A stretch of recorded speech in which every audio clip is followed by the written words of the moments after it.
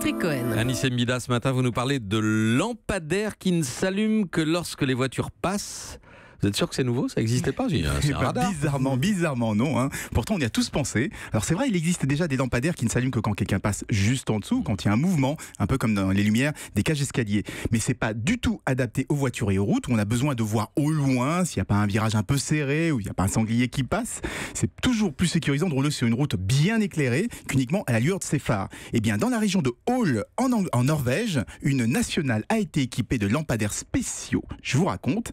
Dès que la nuit tombe, il s'allume, jusque-là c'est normal, mais avec une intensité de seulement 20%. Comme ça, il consomme moins, bien sûr, mais il ne gêne pas trop les insectes et les animaux, la fameuse pollution lumineuse. Mais dès qu'une voiture arrive au loin, là, il s'allume à pleine intensité, sur une centaine de mètres pour offrir une visibilité au loin. Donc on a l'impression de rouler sur une route qui est totalement éclairée tout le temps, alors qu'en fait il n'y a juste un tout petit tronçon qui est illuminé. Et évidemment, quand la voiture est passée, l'éclairage retombe au binôme. Et ça, c'est la première fois que ce type d'éclairage est installé sur plusieurs kilomètres de route. J'imagine que cela a surtout un intérêt sur les routes secondaires où il n'y a pas beaucoup de trafic. Oui, parce que c'est là où on fera le plus d'économies. Toutes ces routes qu'on éclaire toute la nuit alors qu'il n'y a quasiment personne. Alors vous allez me dire, ça doit coûter cher, ces lampadaires par centaines, avec des radars le long des routes. Mais d'après les calculs des Norvégiens, l'investissement serait rentabilisé en 4 ans à peine, alors que là-bas, en plus, l'électricité n'est pas chère. C'est vraiment très peu cher l'électricité en Norvège. Du coup, tout le monde suit cette expérience de près, parce que jusqu'ici, les municipalités préféraient carrément éteindre la lumière entre 1h et 5h du matin, ou simplement ne pas installer d'éclairage du tout, ce qui pose,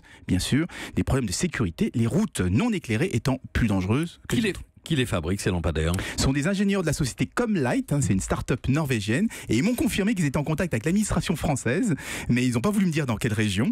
Donc on pourrait peut-être bientôt les voir débarquer en France, ces lampadaires qui s'allument tout seuls. Merci à vous, Anis Mbida. Europe 1.